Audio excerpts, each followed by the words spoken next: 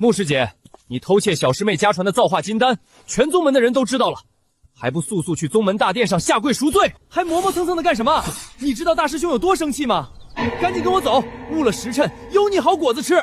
你也配跟本座这么说话？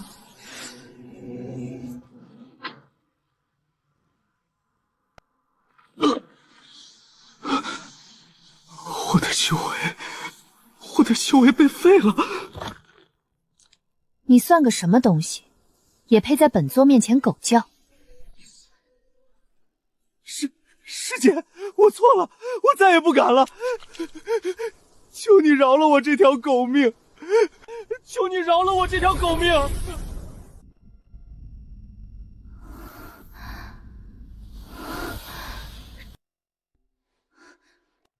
什么情况？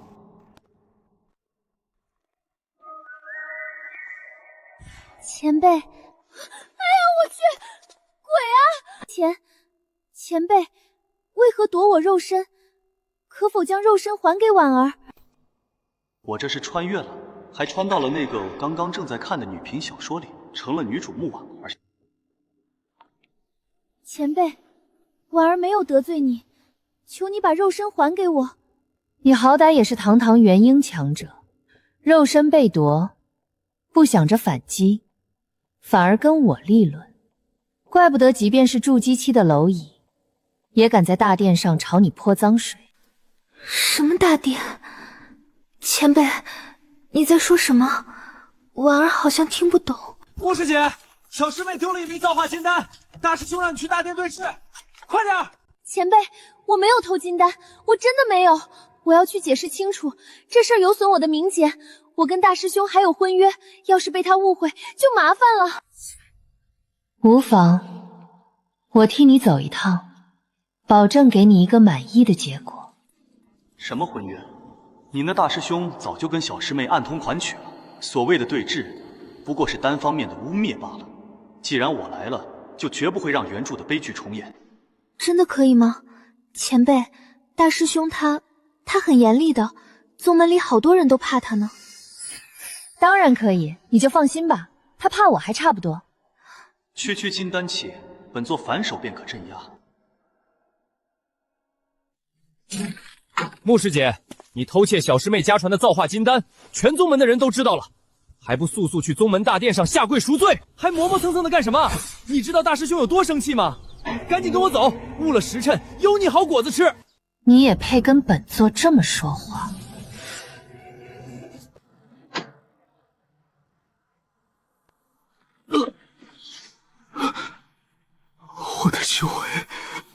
我的修为被废了。你算个什么东西，也配在本座面前狗叫？师姐，我错了，我再也不敢了。求你饶了我这条狗命。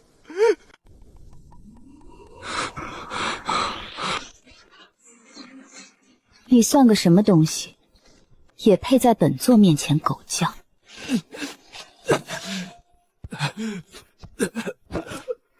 师姐，我错了，我再也不敢了，求你饶了我这条狗命。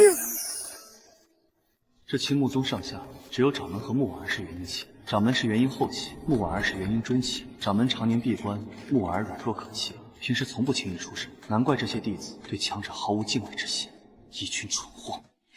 滚吧！再让我看见你，定斩不饶！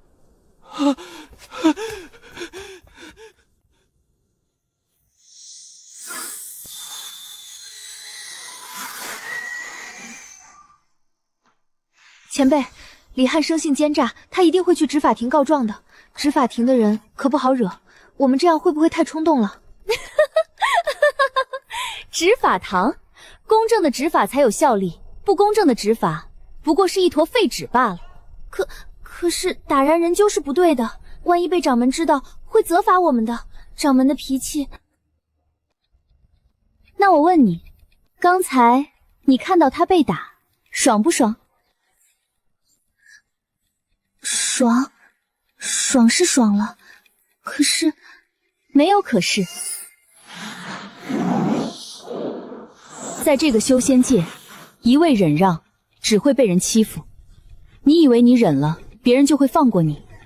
不，他们只会觉得你好欺负，变本加厉。掌门也不过就是个元婴而已，你怕他个屁呀！元婴打元婴，谁怕谁？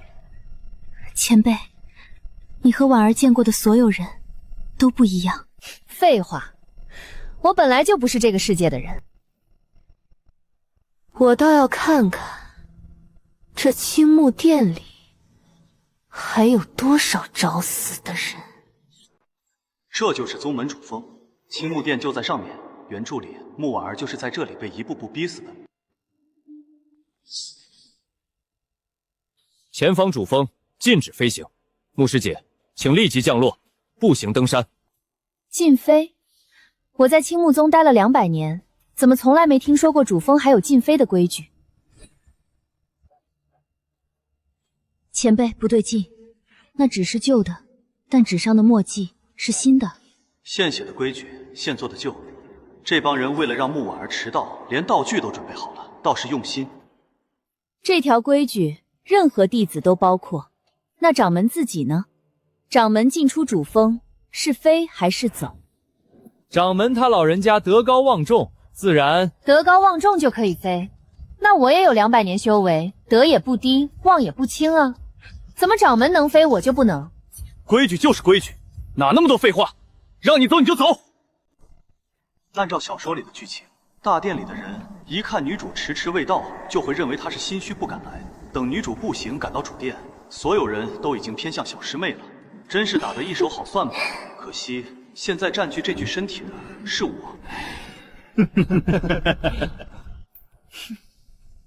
前辈，他们是执法堂弟子，得罪他们可就麻烦了。我们赶紧步行上山吧，不然大师兄该生气了。我考考你，等你步行上山，罪名都快坐实了。如果我这时候把肉身还给你，你该如何破局？我是元婴期修为，脚程比任何人都快，我可以用最快的速度登山，一定能赶在他们定案之前赶到大殿。解释清楚。那我干脆不上山，就在山脚下坐着，时间一久，大师兄一定会下山寻我。到时候大师兄一定会严加惩罚这些狗仗人势的东西。他向来公私分明，秉公执法，一定会为我主持公道的。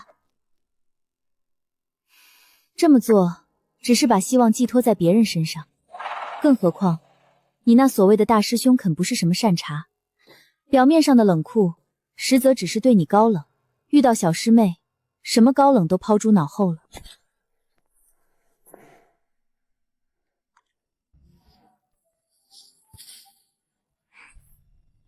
蠢丫头，穆婉儿，还不下去步行，磨磨蹭蹭的，是想违抗执法堂的规矩吗？要么步行登山，要么滚出去，少在我们执法堂的面前摆你元婴期的架子。你以为你很了不起吗？就是，你以为元婴期修为很了不起吗？在执法堂面前，照样要守规矩。我没听清楚，有胆再说一遍，最后那句是什么？哼，你以为元婴期修为很了不起？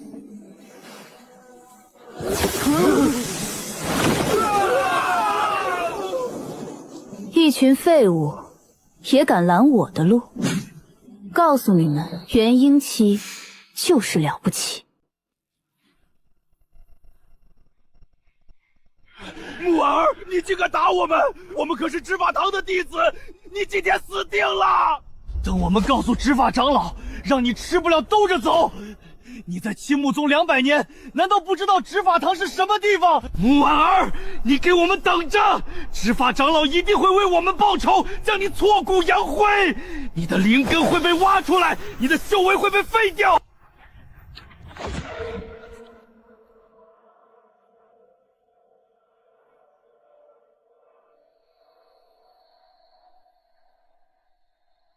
阎王让你3更死，奈何你们非要插队，2更就上路。既然你们这么迫不及待，那我就成全你们。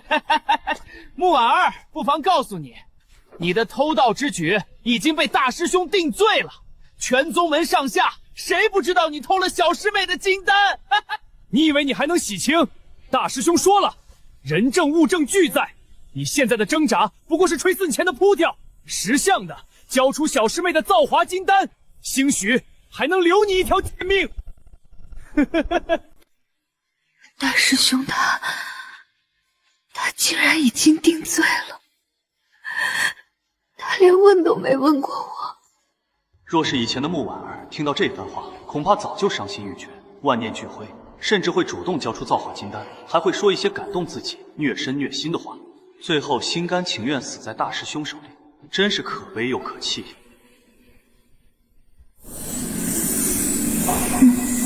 对于女频女主来说，能死在男主手里，就是对男主最大的惩罚。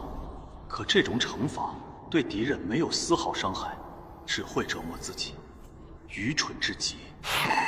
交出造化金丹！交出造化金丹！交出造化金丹！否则，执法堂会让你生不如死！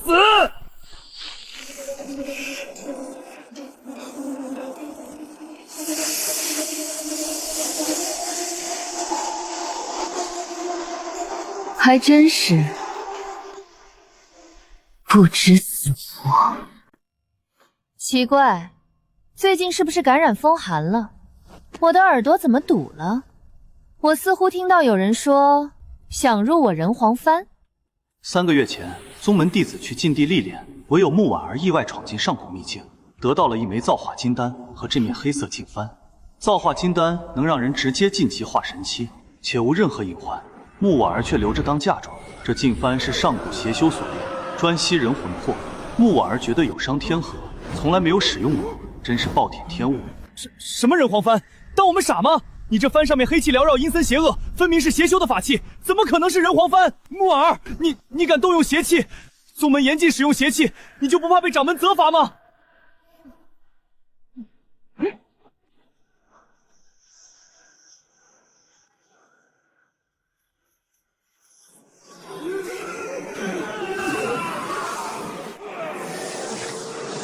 年少修仙不努力，人皇幡里做兄弟。既然你们这么想找死，那就别怪我不客气了。让我看看，还有谁想入我人皇幡？还有谁敢冤枉我？穆师姐到现在都还没过来，我家祖传的造化金丹是不是拿不回来了？那是我家族的传世之宝，对我来说太重要了。小师妹，你放心，他躲得了一时，躲不了一世。我已经让人去请他了，一定会给你一个交代。想不到穆婉儿竟然做出这等偷鸡摸狗的丑事，真是师门不幸啊！他是越来越不把宗门放在眼里，仗着自己是元婴期就为所欲为。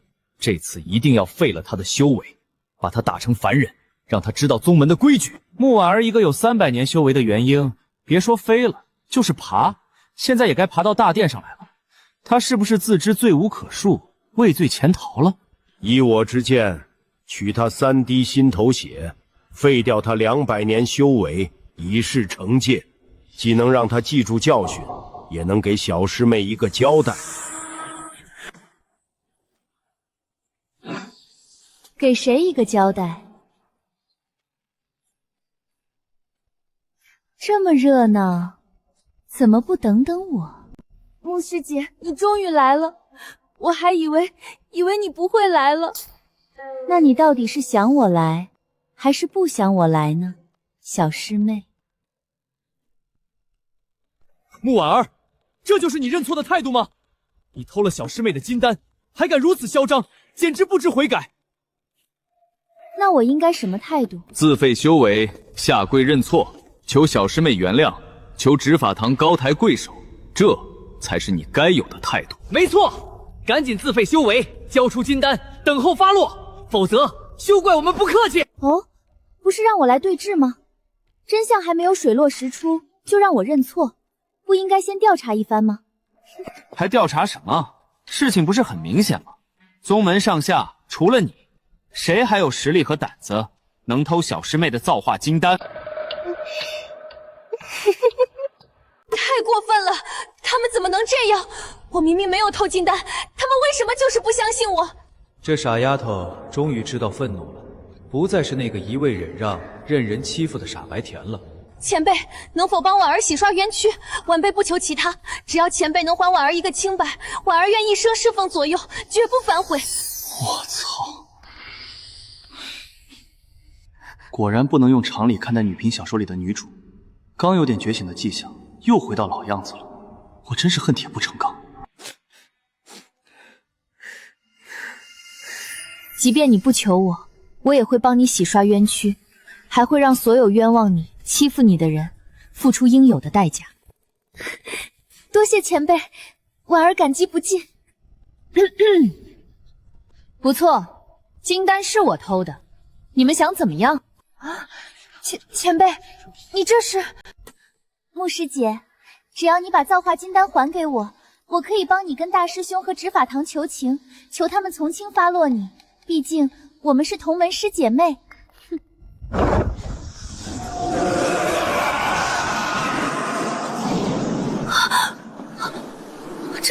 这是什么邪气？牧师姐，你想干什么？东西就在这面人皇幡里，你们谁想要就进去拿好了。只要你们有胆子。木儿，还不速速打开此幡，交出金丹，否则休怪我们对你不客气。你真敢要啊！真是无知者无畏，一个筑基期也敢打元婴期法器的主意，简直是自寻死路。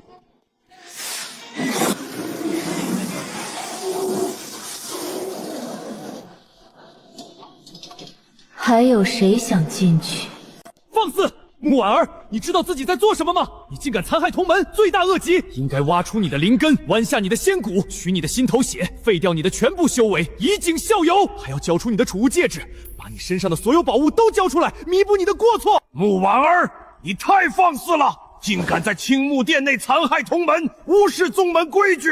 老夫身为执法长老，定要将你绳之以法！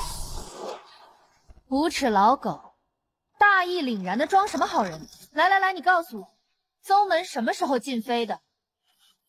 不就是想趁我不在这，把我这冤案给定死吗？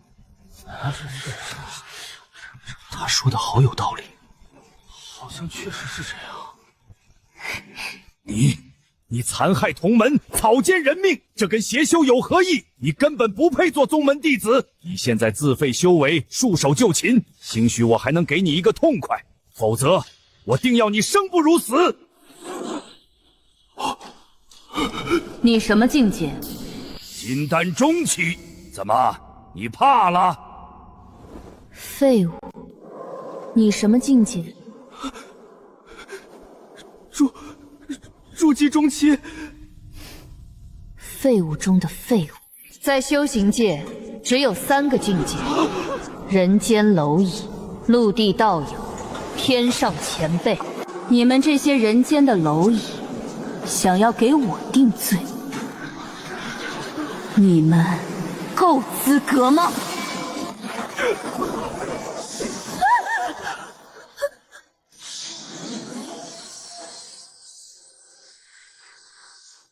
好香啊！天女散花，地涌金蝶，这是传说中只有出现圣人的时候才会显现的异象啊！诸位同门，他已经被邪气迷惑，沦为邪修。不杀此子，整个宗门都将沦为不毛之地。给我一同将其镇杀，捍卫宗门！慢着！怎么？现在知道怕了？怕？我活了这么久，还不知道怕字怎么写。我是想先问问掌门在哪里。你还想向掌门告状吗？老夫实话告诉你，今天这件事就是掌门同意的。你仗着自己是元婴期，在宗门内为所欲为，掌门早就看你不爽了。不好好治治你，掌门又怎会放心？怎会如此？我自认没有做过任何对不起宗门和掌门的地方。掌门他怎么会这么对我？好一个青木宗！我看你们这群杂碎的命也是没必要留着了。大家不要怕，他只是虚张声势罢了。就算他是元婴期，也未必杀得了我们所有人。大家一起上！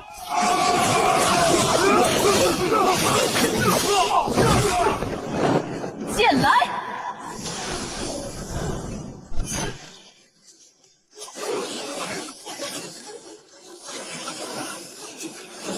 穆师姐，饶命啊！都是执法长老指示我们这么干的。穆师姐，您大人有大量，之前在山门时候是我们不对，我给您赔罪了。怕什么？他还敢杀光了我们不成？木耳，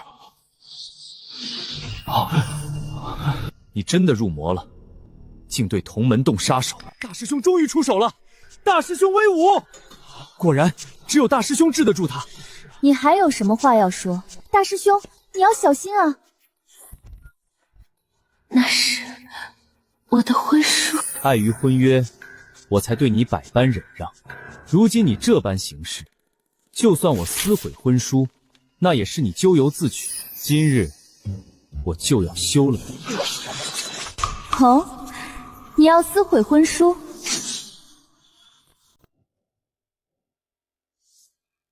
这是木婉儿的婚书，是她从小定的娃娃亲。后来全村被邪修杀光，她和大师兄被前任掌门所救，才踏上修行路。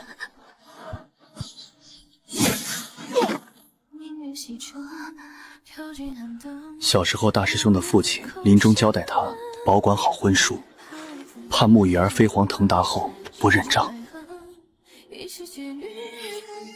而大师兄觉得这张婚书阻碍了他修行，一心想撕毁婚书，打破樊笼，消灭心魔。同时，他觉得自己有自由追求爱情的权利，当然要找机会名正言顺地毁掉婚书。只是木婉儿什么错都没犯过，让他找不着机会。如今，他不仅要借此机会毁婚书，还要借此破坏木婉儿的道心。如此鼠目寸光，已有取死之道。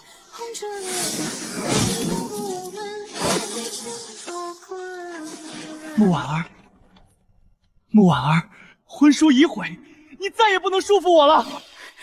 大师兄，你为了我这样做不值得，而且你这样做，穆师姐的道心受损，今日怕是生死难料了。我这么做不只是为了你，也是为了跟过去的自己做一个了断，更是为了整个宗门考虑。没错，为了宗门铲除这个妖孽，一切为了宗门。真是一丘之貉，狼狈为奸。修真界讲究因果，有一因则必有一果，善恶皆有报，就在现世，不在来生。这蠢货福缘太浅，受不住的福报。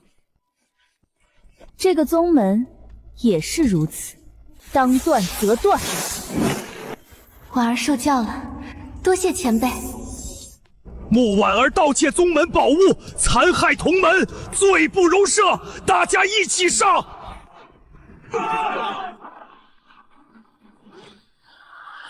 我邀诸位道友共入人皇幡。有诸位的魂魄加持，想必我这人皇幡的威力将提升不少。这也是提升宗门实力嘛。剑落。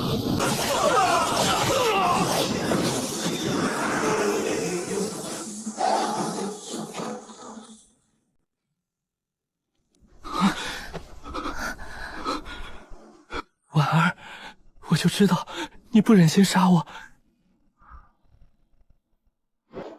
你还是在乎我的，对不对？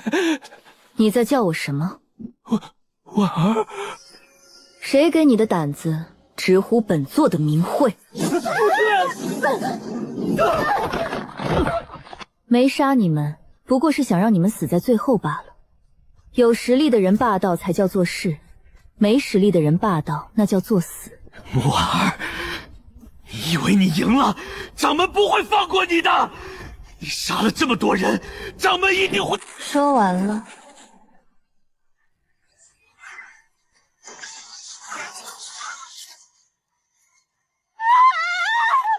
师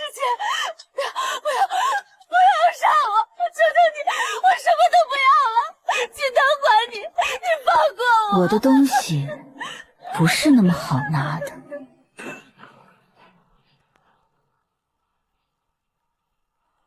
皇子！爷爷，救我！他要杀我，你快杀了他！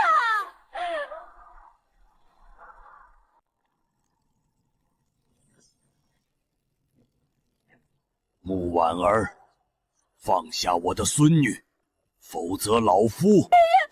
快救我！他就是个疯子，他杀了大师兄，他还要杀我！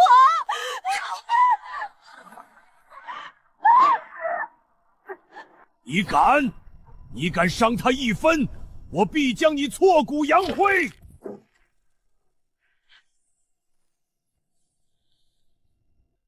掌门刚才说什么？我没听清。穆婉儿，有人假冒掌门的孙女，在宗门里为非作歹，诬陷同门。为维护宗门清誉，此人已被我诛杀，请掌门定夺。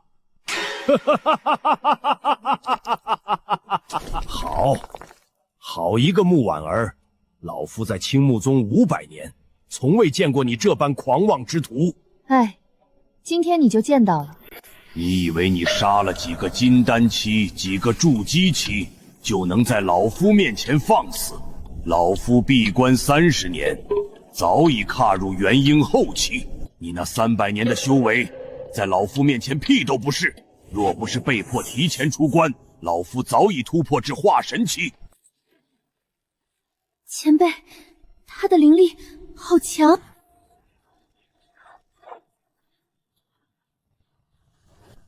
穆婉儿，除非你能达到化神期，否则就等着老夫将你挫骨扬灰吧。化神期，你不能吃，你吃了会怎样？会爆体而亡。你刚才说，除非我能达到化神期，那我就达到化神期给你看。不可能，不可能！这就是造化金丹，和书里写的不太一样，没有爆裂的灵力冲击，没有经脉撕裂的痛苦，反而很舒服。造化金丹的药力怎么可能这么快就被吸收？它不用炼化吗？元婴期和化神期之间隔着一道看不见的墙壁，这道墙不是灵力能够打破的，它需要反分灵力，需要对天道的理解。但有谁能比我更了解天道？你休想！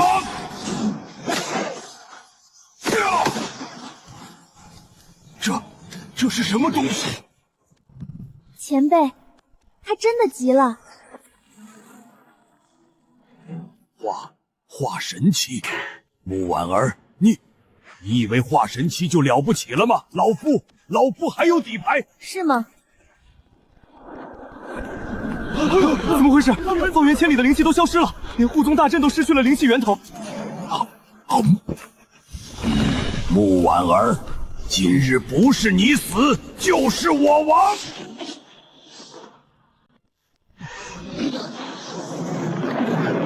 这就是化神吗？出手之际直接锁定空间，我根本无处可逃。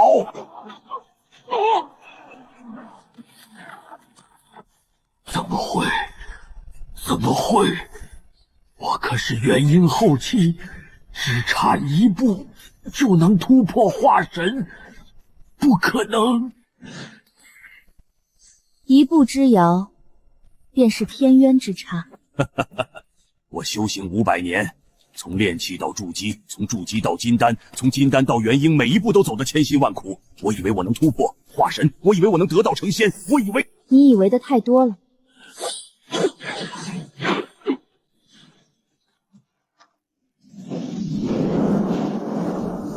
神奇，青木宗居然出了化神期。宗主，青木宗那种小宗门，就算出了化神期，能有多强？我们天剑宗的万剑大阵施展开来，甚至能匹敌反虚境的地仙。你不懂，炼精化气，炼气化神，炼神反虚，炼虚合道，步入化神就是已有地仙之资。更何况他这么年轻，比我们3大宗门的宗主更有机会成仙。派人去青木宗，不要惹事，查清楚发生了什么。穆婉儿，是那个被未婚夫嫌弃的穆婉儿。回宗主，正是此人。传闻他被未婚夫当众休弃，被掌门孙女诬陷偷盗，最后他把整个宗门都灭了。有意思，这个女人我很感兴趣。宗主的意思是？派人去，记住，不是去打，是去请。合欢宗不养废物，但他不是废物，我对他可是很感兴趣。青木宗掌门被木婉儿当众斩杀，木婉儿已晋级化神期。化神期，你们知道化神期是什么概念吗？化神期，这个世界已经多少年没出过化神期了？假的吧？青木宗那种小宗门怎么可能出化神期？只有3大宗门才有化神期的高手。我听说3个月前青木宗去禁地历练，木婉儿带回来一枚造化金丹，他吃了？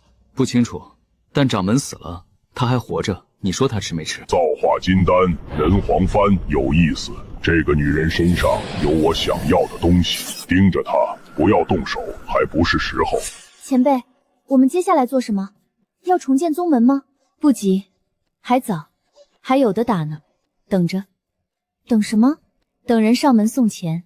送钱？3天了，什么事都没发生。前辈，他们真的会来吗？会。为什么你这么肯定？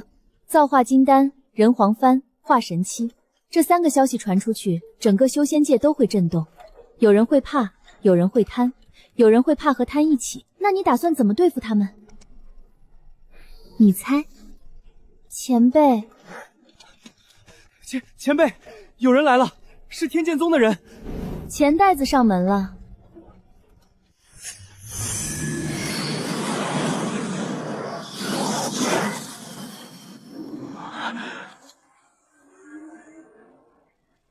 谁是木婉儿？你们是谁？天剑宗外事长老赵无极。不认识。放肆！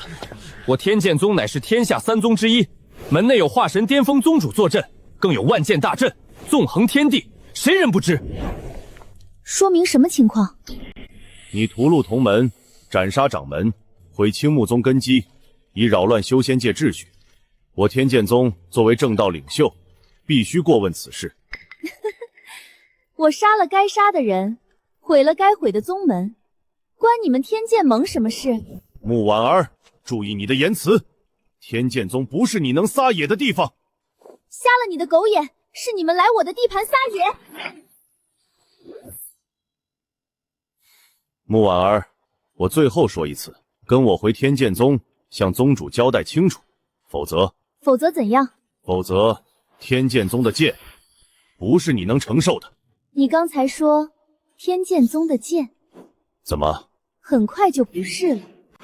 我带来的弟子都是金丹期和筑基期，真要打起来，我们这些人连还手的机会都没有。阁下果然是年轻气盛，我们走。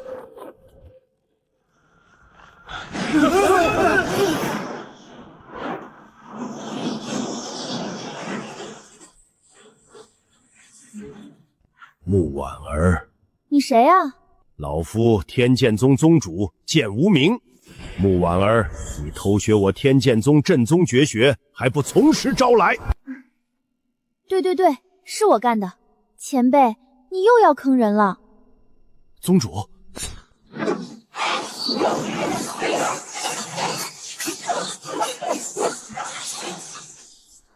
前辈，这阵仗你能行吗？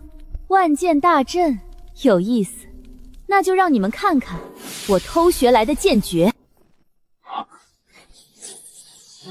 剑来！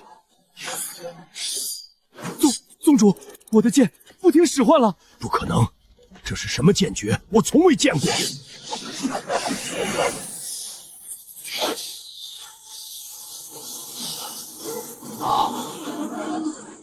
不可能，你不过是个新晋的化神，怎么可能有如此伟力？好壮观！你们天剑宗有1万把剑，巧了，我也有。来，比一下。你到底是什么人？怎么能有如此修为？难道你是传说中的先天剑体，还是游戏人间的上古前辈？你还不配知道。万剑大阵是天剑宗的镇宗之法，上百名剑修合力催动，理论上可以匹敌仙人。但这女子他的剑诀闻所未闻，夺剑之法诡异至极，莫非他真的隐藏了实力？穆婉儿，老夫乃是化神巅峰，你不要逼我！我逼你们？你是得了老年痴呆吗？不是你们找上门的吗？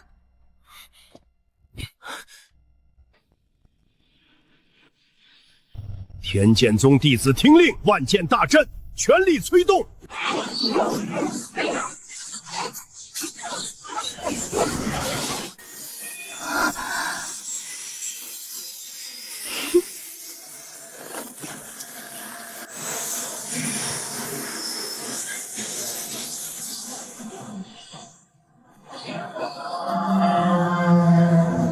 万剑归宗。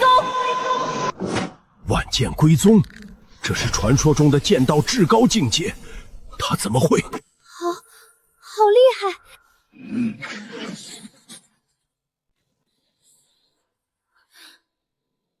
前辈，去。前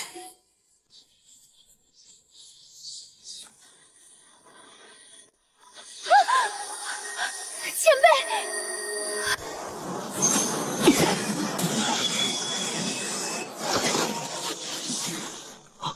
宗主，我们的剑不听使唤了，他在夺我们的剑。不可能，老夫的剑跟了老夫整整3000年。剑有灵，择主而栖，你们不配。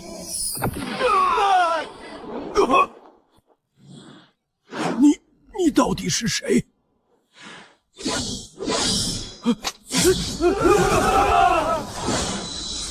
我说过，天剑宗的剑很快就不是你们的了。宗主，我们撤吧。今日我剑无名，愧对列祖列宗。穆薰儿，今日之辱，天剑宗记下了。哼，记下就记下，反正你们也打不过我。前辈，他们好惨啊，连剑都没了，回去怎么跟宗门交代？那是他们的事，跟我们没关系。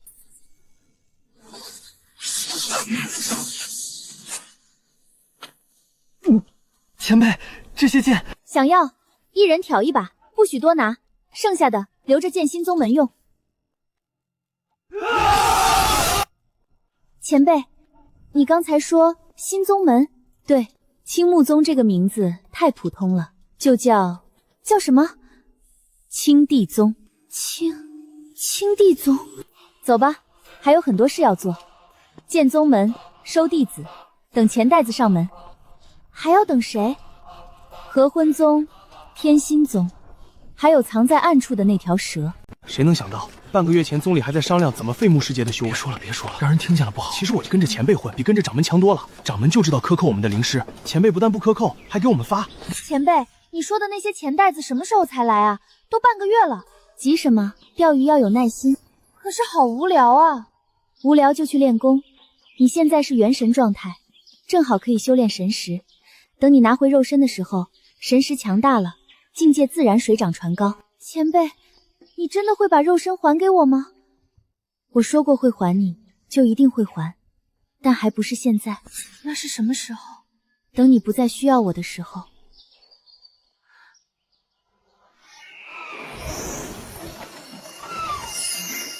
请问哪位是穆婉儿前辈？我就是。你是谁？妾身是合欢宗内门弟子柳儿，奉宗主之命前来拜会穆前辈。宗主说，前辈若是有空，不妨来合欢宗坐坐。我们宗主对前辈仰慕已久，很想与前辈交个朋友。你们宗主怎么不自己来？宗主近日闭关修炼，实在抽不开身。不过宗主说了，只要前辈愿意来，合欢宗的大门永远为前辈敞开。知道了，回去告诉你们宗主，有空我会去的。那晚辈就告辞了，前辈保重。前辈，你真的要去吗？合欢宗名声不太好，去？为什么不去？有人请客不去白不去，而且合欢宗的人比天剑宗的人聪明多了，知道打不过就来交朋友，这种人比那些硬碰硬的蠢货难对付得多。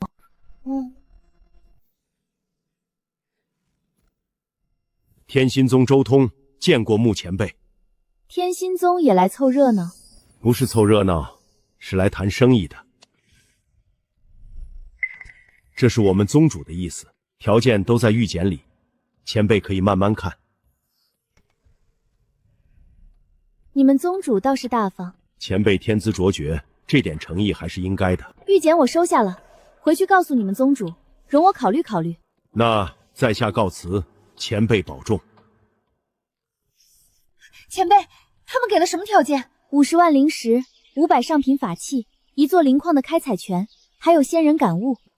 这么多，没见过世面。我这不是没见过吗？行了，2个钱袋子都上门了，还有1个没来。看来那条蛇比我想象的要有耐心。那条蛇到底是什么？魔渊。魔渊，那些邪修。对，天剑宗是明面上的敌人，合欢宗是想占便宜的墙头草，天心宗看似是想拉拢我，而魔渊是最不掩饰想吃人的那一个。前辈，怎么了？有东西来了。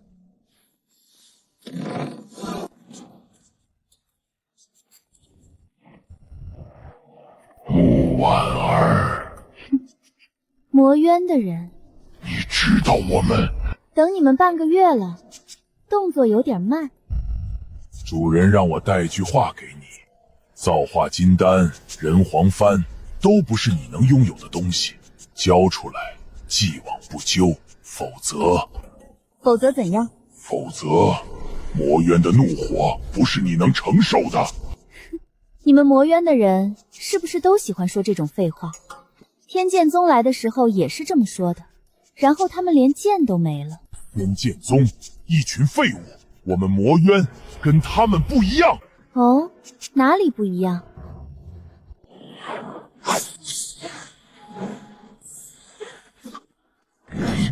元婴期，你们魔渊就派这种货色来试探我。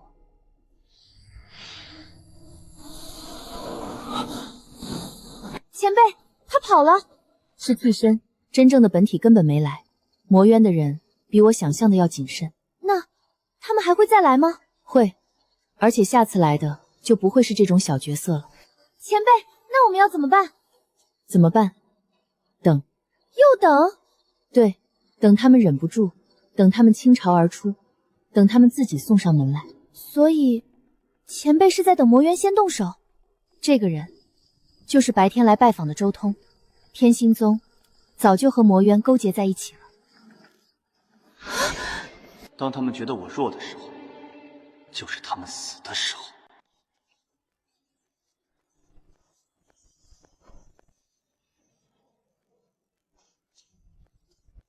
宗主，这是宗门的门规草案，请宗主过目。从今天起，青帝宗正式立派，你们不再是青木宗的弟子，而是青帝宗的弟子。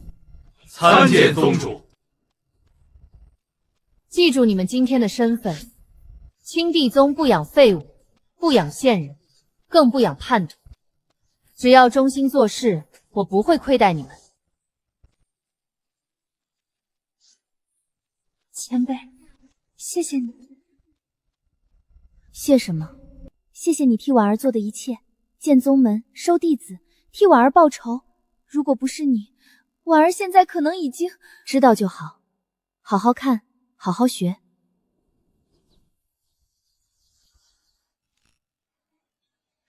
前辈，你在看什么？在看这个世界的边界。边界？这个世界的修炼有上限，元婴期不是终点，化神期也不是，再往上还有反虚期、合道期，但这个世界被一道无形的墙壁封住了。你是说，我们这个世界是被封印的？对，造化金丹之所以珍贵，不仅仅是因为它能让人突破化神期，而是因为它能让人打破天地封锁，有着无限的可能。所以，前辈你一直不把肉身还给我，是因为……我不还你肉身，是因你现在拿回肉身，最多只能发挥元婴中期的实力，而我要面对的东西，不是元婴期能抗衡的。那我要修炼到什么程度，前辈才愿意还我？我觉得至少得合道期吧。前辈，婉儿明白了，我会努力修炼的。那就去修炼，别在这儿杵着了。是，前辈。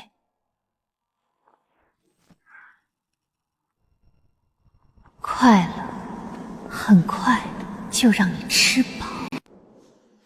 1个月了，我天剑宗上万剑征，手中无剑，天下人怎么看我们？3大宗门之一，笑话！穆婉儿的剑诀诡异至极，她能在万剑大阵中夺剑，此等神通，非我等能敌。不如暂且忍让。我天剑宗立宗3000年，何曾受过这等屈辱？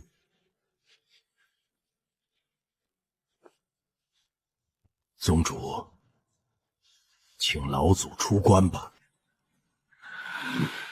不可！老祖闭关800年，就是为了冲击反虚之境。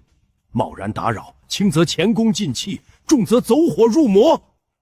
那大长老有更好的办法，难道要我天剑宗从此沦为笑柄？请老祖。弟子见无闻，叩请老祖出关。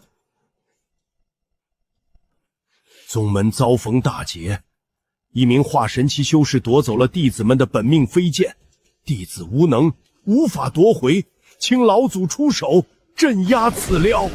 化神期，那女子邪门得很，她的剑诀能夺人兵刃。化神期，天剑宗连个化神期都摆不平了，夺人兵刃，有意思。那女子在何处？青帝宗，就是原来的青木宗。青木宗那种小宗门。走，老夫倒要看看是什么样的人物敢动我天剑宗的剑剑。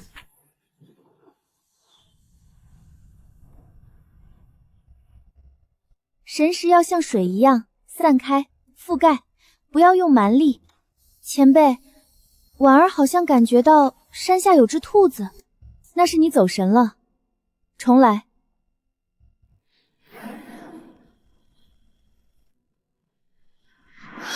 前辈，来了个老东西。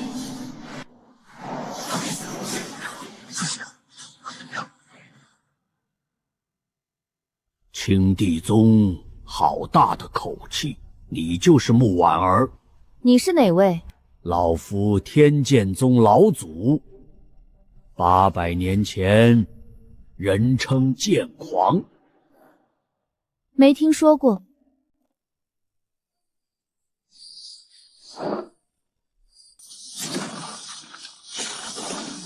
这老东西比剑无名强了不止1个档次。前辈，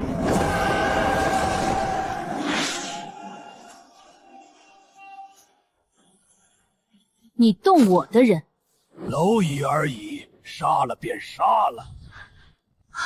剑来！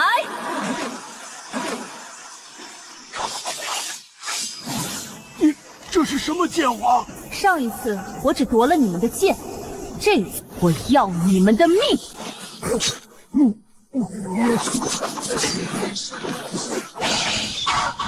老祖，这是为何？好像留不了多长时间了。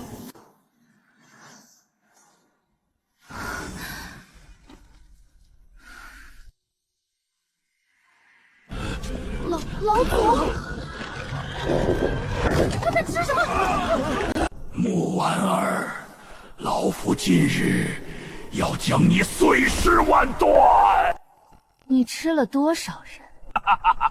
多少人？天剑宗上下3000弟子，老夫吃了个干净。他们的魂魄、灵力还有血肉，全部化作了老夫的力量。现在的老夫已经是化神巅峰，我半不反虚。你吃了自己的弟子，我管不着，但你吃了我的弟子，能为老夫献身是他们的荣幸。动了我的人，就得。少废话，命来！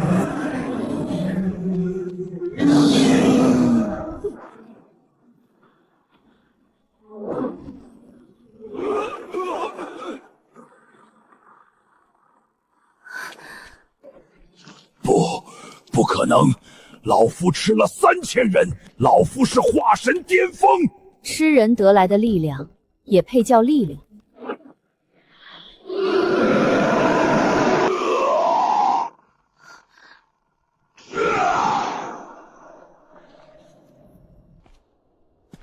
天剑宗没了，3000弟子一个不剩，剑无名死了，天剑宗老祖也死了。谁干的？青帝宗，穆婉儿。青帝宗，那个刚建宗不到2个月的青帝宗，你们没听说吗？天剑宗去攻打青帝宗，结果全灭了，3000人啊，一个都没活下来。我听说那天整个天下的剑都飞到了青帝宗，有人看到上万把飞剑遮天蔽日。天剑宗被灭门了。回宗主，是的，剑无名战死，天剑宗老祖被穆婉儿当众斩杀。他一个人？一个人？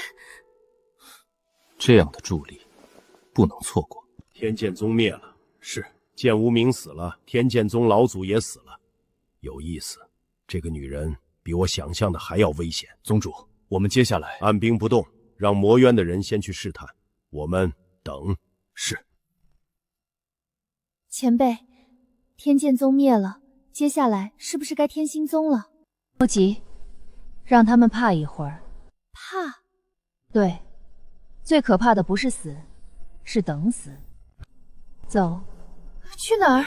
收编天剑宗的地盘，3000人死了，但灵矿还在，药源还在，宝库还在。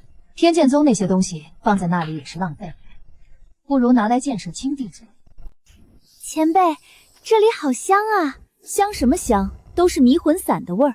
啊，那我们……放心，对我没用。穆沙贝大驾光临，合欢宗蓬荜生辉。宗主已在殿内恭候多时。带路。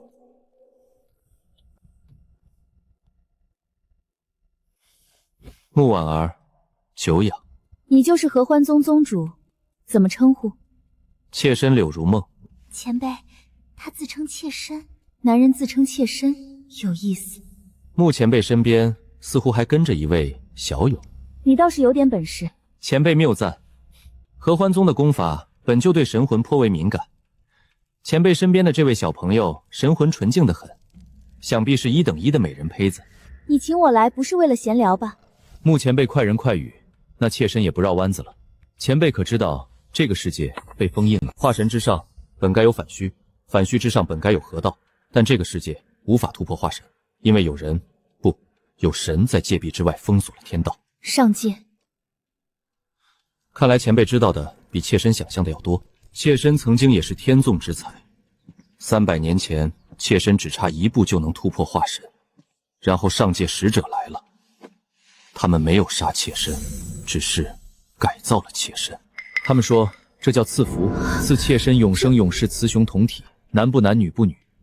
他们说这是对不安分者的惩罚。所以你想让我帮你解开这个诅咒？前辈果然聪明，前辈若是能抹去上界的烙印，妾身愿意用一切来交换。一切？一切，包括妾身的身体、妾身的元神、合欢宗的势力。玉简我收下了，容我考虑几天。前辈慢走，合欢宗的大门随时为前辈敞开。前辈，那个柳如梦好可怜。可怜？他被上界害成那样，还要笑着跟人说话。所以你打算怎么办？我？对，你。如果我把肉身还给你，你是青帝宗的主人，合欢宗是敌是友，你来决定。前辈，婉儿觉得他不是坏人，他只是被逼成了那样。那你打算帮他？婉儿想帮他，但是前辈，婉儿不知道该怎么帮，三言两语就把你忽悠的找不着北，蠢货！啊！上界使者离上次降临已经有99年又8个月，前辈，这不是马上就会？那我们更应该帮柳如墨，多一个盟友就多一份力量，所以我们的时间不多了。说吧，你们的条件是什么？宗主提供的上界情报，值1枚解咒的丹药，但合欢宗要想成为青帝宗的盟友，宗主还需要做一件事。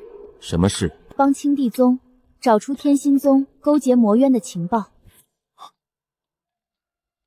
天心宗，那个满口仁义道德的天心宗。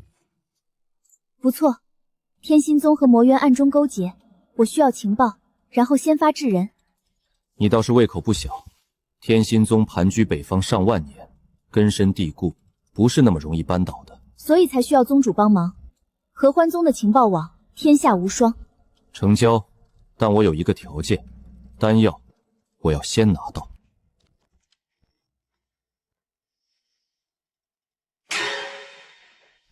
丹药现在就可以给宗主，但解咒的药力只有我的法力才能催动。宗主拿到丹药之后，要跟我一起前往魔渊，在那里服下。为什么是魔渊？因为那里是上界烙印最弱的地方，解救的成功率最高。好，我信你。你确定在这里服下？确定。魔渊之主一直在觊觎人皇幡，我们在这里解咒，他一定会现身，一举两得。所以我是鱼饵。不错。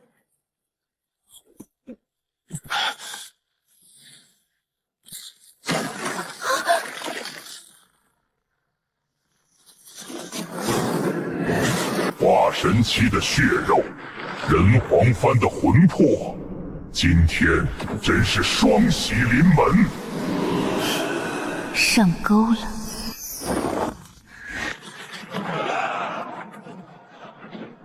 你竟敢把他带到魔渊来！不带来，你怎么会上钩？魔渊之主，800年前你偷袭合欢宗的事，今天该算账了。前辈，别怕，好好看着，这是你将来要面对的东西。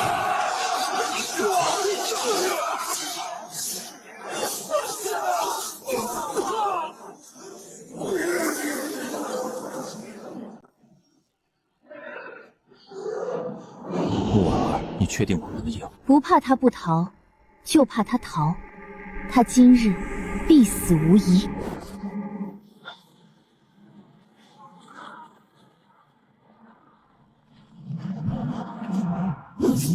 杀不死我，我是上界的影子，我是他们的看门狗，他们封印了人间，我替他们咬死想逃跑的，我永不灭亡。所以，天心宗也是上界的看门狗。天心宗，他们是更听话的看门狗。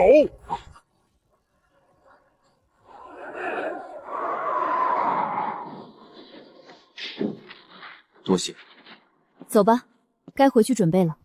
准备什么？准备去天心宗。前辈，我们现在去哪儿？去天心宗。不是说去准备吗？我早就准备好了。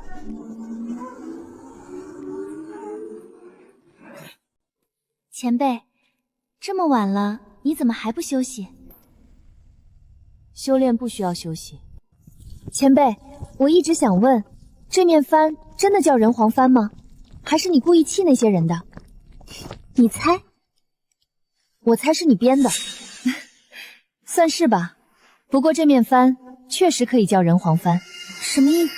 人皇幡不是因为它吸人魂魄，而是因为只有人皇才有资格用它。上古时代，人族式微，被妖族魔族欺压，第一位人皇以自身魂魄为引，炼制了这面幡。他杀妖族、斩魔族，将敌人的魂魄封入幡中，以此壮大自身。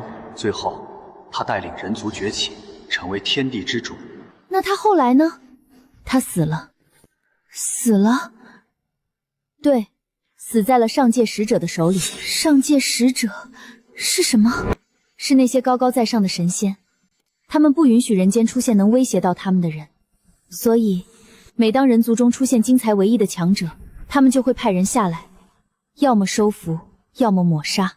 第一位人皇选择了死战，他以魂魄为剑，斩破了戒壁，让上界使者也付出了惨重的代价。从那以后，上界再也不敢轻易派人下来，但这面幡留了下来。所以前辈你一直在用人皇幡吸魂魄，不是为了杀人，而是为了那一天到来的时候屠神灭仙。前辈，你也要像第一位人皇那样去修炼吧，很快你就会知道了。上界的人应该已经察觉到了，造化金丹被服用，人皇幡重现人间，他们不会坐视不管。前辈，上面写了什么？不承认什么？不承认和魔渊勾结。周通来送玉简的事，他们说是周通个人行为，已经被处决了。他们杀了周通？说是杀了，是真是假谁知道呢？天心宗比天剑宗聪明，天剑宗来硬的，他们来软的，不承认，不否认，不招惹，拖时间。那怎么办？我们不是有流影石吗？魔渊之主亲口说的，流影石只能证明魔渊之主说了那些话。魔渊之主已经死了，死无对证，天心宗可以说那是魔渊之主的离间计，所以不跟他们讲证据，讲拳头。准备一下，3日后去天心宗。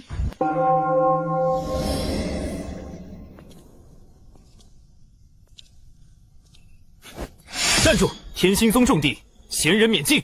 叫你们宗主出来。你谁呀？我们宗主是你想见就见的。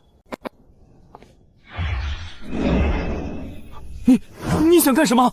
这里是天心宗，你敢动手？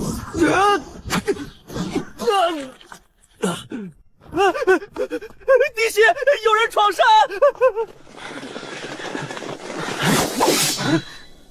穆婉儿，你敢来我天心宗撒野？你认识我？哼，天下谁不认识你？天剑宗灭门的事，我等还没跟你算账，你倒自己送上门来了。让开，我找你们宗主。休想！为什么每次都要我说第2遍？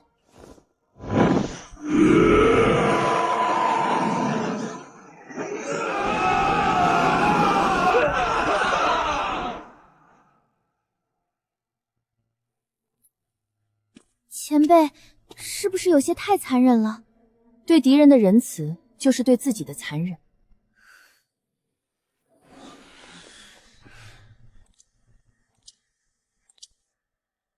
穆宗主大驾光临，有失远迎。你就是天心宗宗主？在下周旋，穆宗主突然造访，不知有何贵干？我是魔渊之主。魔渊之主说天心宗是上界的狗，专门负责屠杀众生。魔渊之主的话也能信？那是邪魔外道，最嫌挑拨离间。穆宗主不会是上了他的当吧？我本来也不信，但你杀了周通灭口，我就信了。周通勾结魔渊，已被处决。穆宗主要是想替周通讨公道，那可就找错人了。你知道你和天剑宗那个老东西有什么区别吗？他蠢，他硬来；你聪明，你软来，但结果都一样，都得死。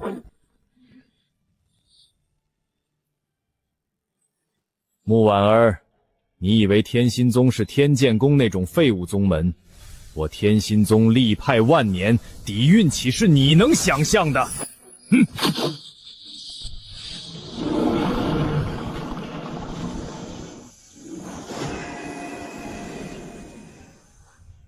炼大阵。哈哈哈哈哈哈！穆宗主好眼力，这血炼大阵是天心宗开派祖师留下的，一旦启动，阵内所有人的血肉、魂魄、灵力都会被炼化，化作布阵者的力量。本来我是想用这个阵法来突破化神，但你来了，化神期的血肉比100个金丹期都强。穆婉儿，你送上门来，我笑纳了。宗主，我们还在阵里。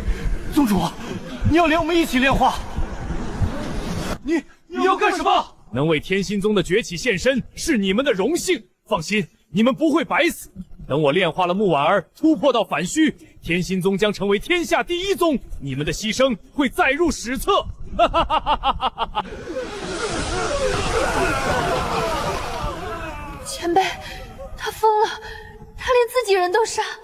不奇怪，天心宗本来就是这种地方，表面仁义道德，骨子里比魔渊还脏。你杀了周通，不是为了灭口，是为了他的血。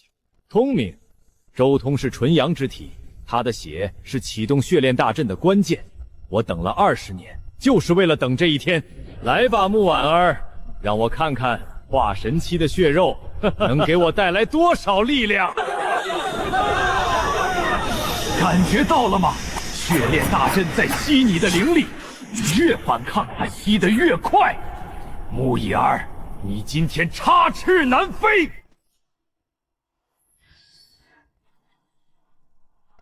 前辈，你在干什么？你不是要炼化我吗？来啊！不可能，这是开派祖师留下的阵法，你怎么可能？阵法不错，可惜布阵的人太弱了。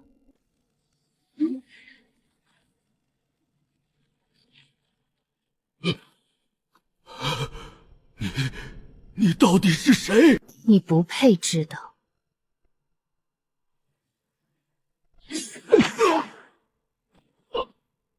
你以为你赢了？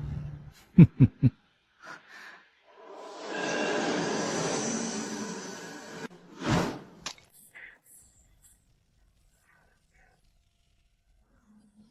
上界召唤符。穆婉儿，你以为只有你有上界的情报？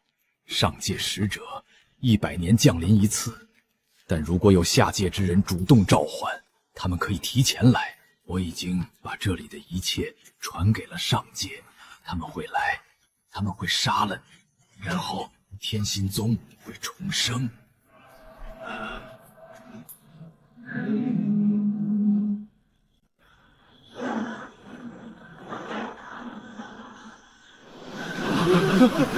那是什么？前辈，这就是你说的上界使者来了。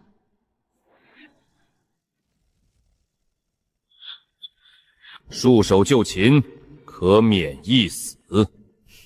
12个，上界还挺看得起我。我等奉命下界，执行天规，若有反抗，格杀勿论。格杀勿论，我格杀你们还差不多。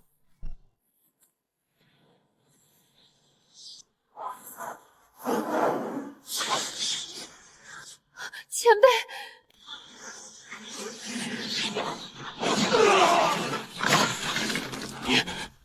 你不是化神期，你是……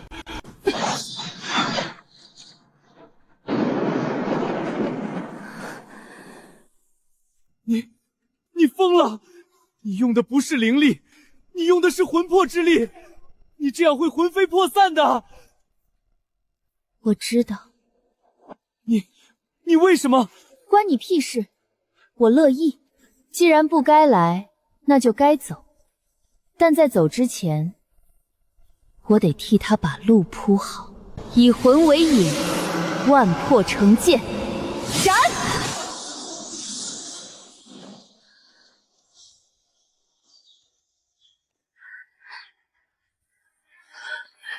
前辈，你不要走！100年之内他们下不来的，你安心修行便是。造化金丹妙用无穷，你很快就能成仙。在睁开眼睛的时候，他发现自己已经重新掌控了肉身。前辈，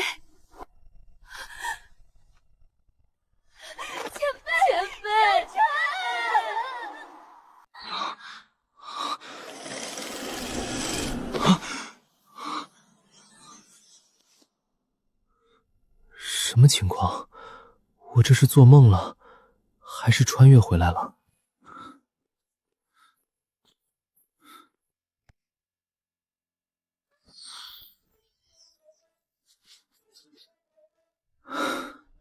果然是个梦啊！穿越、修仙、杀人夺宝，怎么可能？这封面画的还挺像那么回事，这画师难道也是穿越者？萧晨站在平台上，木婉儿元神飘在他身边。100年之内他们下不来，100年之后我也该回来了。木婉儿成了一代女帝，故号青帝。她一直在寻找一个神秘人，为了找到那人，木婉儿将空间法则学到了极致。也不知道那人究竟是她的大仇人，还是她大恩人。我昨晚看这本书的时候，它还是印刷体。我睡着了，我做了一个梦，梦里我穿越了，成了木婉儿，杀穿了整个修仙界，最后把肉身还给了他。然后我醒了，小说就变成了我的经历，到头来还是个恋爱脑。怎么突然这么冷？找到你了，前辈。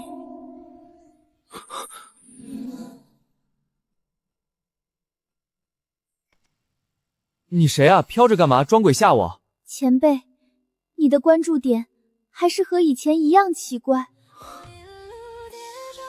你怎么认出我的？前辈的魂魄，婉儿记得。这也行？行。你来干嘛的？前辈，婉儿是来接你的，婉儿很想你。走吧。不过先说好，我可不想再跟你挤一个肉身了。这鞋要不要换一下？不用，前辈穿什么都很帅。想不到你也变得这么贫嘴了。前辈想不到的事情还多着呢。